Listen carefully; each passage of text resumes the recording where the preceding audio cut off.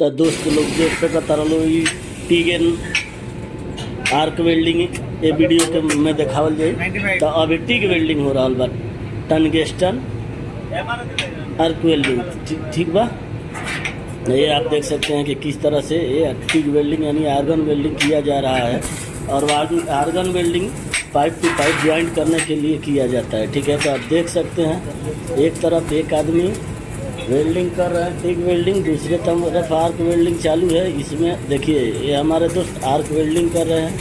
आपने जो देखा पहले टिग वेल्डिंग था, ये देखिए अभी टिग वेल्डिंग मारने के बाद रूट कंप्लीट होने के बाद हम लोग क्या करते हैं कि एक बार ग्राइंडिंग कर देते हैं। अब यहाँ समझने वाली बात है कि ग्राइंडिंग क्यों करते हैं, वायु में ग्राइंडिंग। तो ग्राइंडिंग हम इसलिए करते हैं कि कहीं पे पिन होल है, सेलेक्ट दबा हुआ है। जैसे सेलेक्ट मीन्स क्या, आर्गन जब मारिएगा ना तो आप देखिएगा जो हम फिलर जलाते हैं उसका कचड़ा आगे घूमते रहता है। वो क्या होता है कहीं पे जाकर रुक जाता है, वो आगे चल के हमारे लिए प्रॉब्लम करता है, कचड़ा बन जाता है वहाँ पे। और एक बार क्या होता है चुठाए होते हैं तो वहाँ पिन होल आ जाता है जो आरटी के टाइम दिखाई देता है। ठीक है, तो सबसे ज़्यादा ज़रूरी और इम्पोर्टेंट चीज़ क्या है, जब भी हम टिग वेल्डिंग करें या आर्क वेल्डिंग करें, आपको pin hole, feeler cut, select, porosity, ये 4 चीज़ का विशेष ध्यान रखना है। अगर ये 4 चीज़ आप कंट्रोल कर लिए तो आपके जैसा वेल्डर कोई नहीं है। ठीक है, गैप ज़्यादा कम का ध्यान नहीं देना चाहिए। गैप ज़्यादा कम रहेगा तो आप मार के, ज़्यादा है तो मार के रूट निकाल सकते हैं, कम है तो रूट निकालना मुश्किल होगा। ये चीज़ का भी विशेष रूप से आपको ध्यान रखना है।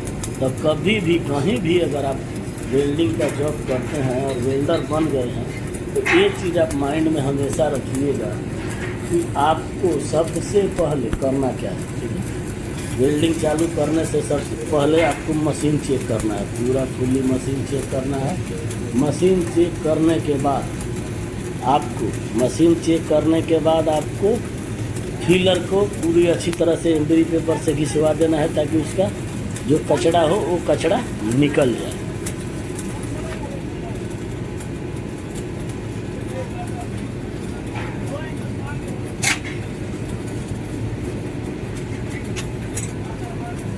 और आर्गन में जानते हैं प्रॉब्लम क्या होता है, आर्गन में ये प्रॉब्लम होता है कि कहीं भी आप जब वेल्डिंग कर रहे हैं ना तो जहाँ हम स्टार्ट करते हैं जितना मारते जाते हैं उतना वो अपने तरफ खींचते जाता है, यानी ज्वाइंट को क्लोज करते जाता है, ज्वाइंट को एकदम नज़दीक करते जाता है।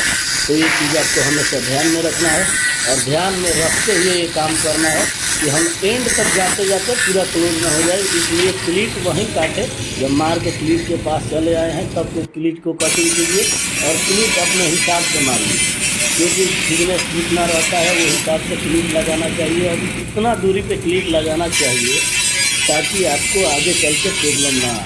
क्योंकि जब क्लीट कटिंग करेंगे ना तो आर्गन मारते जब ज्वाइंट खींचता है और आगे जाके पूरा गैप कम हो जाएगा, जिसकी वजह से आप वेल्डिंग नहीं कर पाएंगे, आपका रूट नहीं निकलेगा। तो विशेष रूप से एक चीज़ ध्यान दीजिएगा, अगर आप हमारे चैनल पर नए हैं तो हमारे चैनल को जरूर सब्सक्राइब कर लीजिएगा, वीडियो को लाइक जरूर कीजिएगा, अपने दोस्तों में शेयर करना मत भूलिएगा। ये चीज़ आप हमेशा ध्यान में रखिएगा। ठीक है,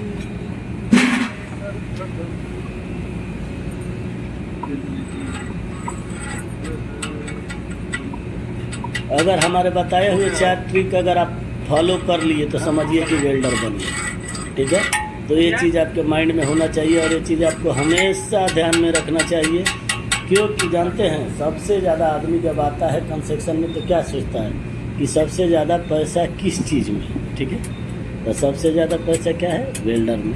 तो वेल्डर की तरफ आदमी का झुकाव बढ़ता है, लेकिन वो क्या करता है, अगर सही से नहीं देखता है, सही से कंट्रोल नहीं करता है, वही चीज़ उसके लिए प्रॉब्लम क्रिएट करता है। तो वो वेल्डर नहीं बन पाता है, वो सही से नहीं कर पाता है, वो ध्यान नहीं देता है, जिसकी वजह से उसका रिपेयर आता है। बार बार रिपेयर आने के चलते वो डिस्क्वालीफाइड होता है। डिस्क्वालीफाइड होने के बाद फर्स्ट तो उसका टेस्ट नहीं निकलेगा, टेस्ट निकालना बहुत मुश्किल होगा। टेस्ट निकालने के बाद अगर क्वालिफाइड हो भी गया और जॉब में केयर नहीं किया तो उसका रिपेयर आएगा। कहीं तो प्रॉब्लम क्या होता है 10% है, कहीं 100% है। तो जहाँ पे आरटी ज्वाइंट 100% है, अगर आप केयर नहीं करते हैं तो 2 दिन भी नहीं चल पाइएगा। जहाँ 10% है उससे भी खतरनाक है, क्योंकि एक अगर आपका रिपेयर आ गया तो प्लांटी में 2 आएगा, 2 आ गया तो 4 आएगा, 4 आएगा तो 6 आएगा, उसके बाद आपको डिस्क्वालीफाइड कर दिया जाएगा, उसके बाद आप वेल्डिंग नहीं मार सकते हैं। तो ये चीज़ विशेष रूप से आपको ध्यान में रखना है, और ध्यान में रखते हुए वेल्डिंग का काम सीखना कोई इजी और कोई भारी भी नहीं है। तो ये चीज़ आपके माइंड में होना चाहिए दोस्तों कि कभी भी हम जब वेल्डिंग का काम करें, वेल्डिंग का काम सीखें तो किस तरह से और कैसे करें। तो ये हमारा 4 ट्रिक को फॉलो कीजिएगा। 4 कभी भी 4 चीज़ स्टार्टिंग से आपको ध्यान रखना है। ये नहीं कि चलो हम वेल्डर बन जाएंगे उसके बाद ध्यान देंगे ये तो ऐसे कर लिया, ये तो सही है, नहीं। हम खुद जब सर्टिफाइड हो जाते हैं, हमको खुद पे भरोसा हो जाता है कि हम जो कर रहे हैं सही कर रहे हैं, तो समझिए कि आप सक्सेस हैं। अब ये नहीं कि कैसा हूँ है, हाँ मैं देख लिया सही है, सही है, no, this is not good way. So please my friend everybody who is a welder and learning to welding, so very carefully what I about ask you, you follow my trick.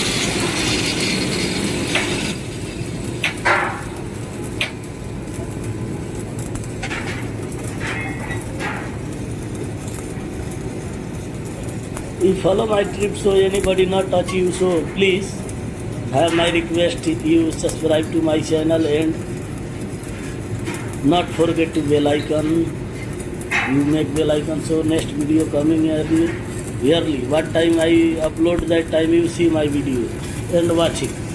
So share your all friend my video, so please don't forget for me and my video.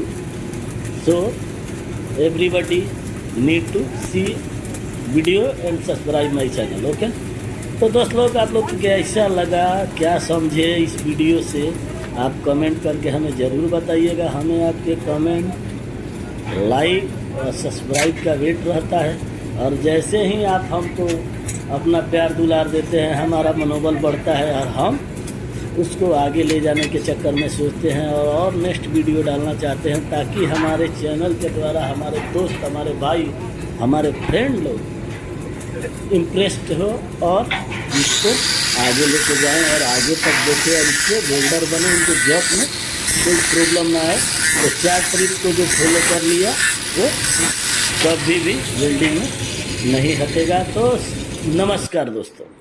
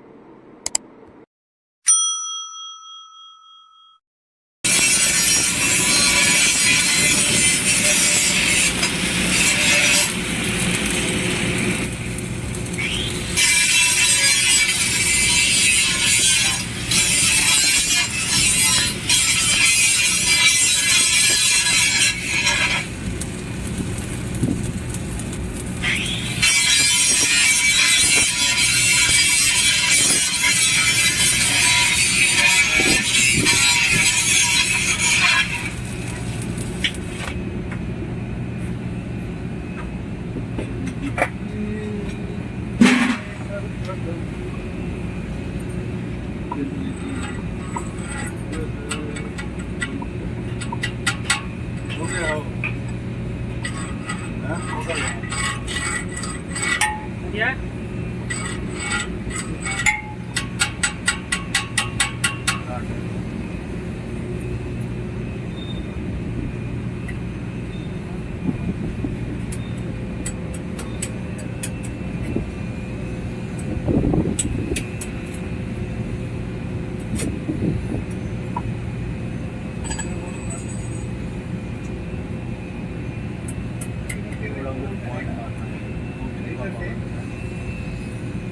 Point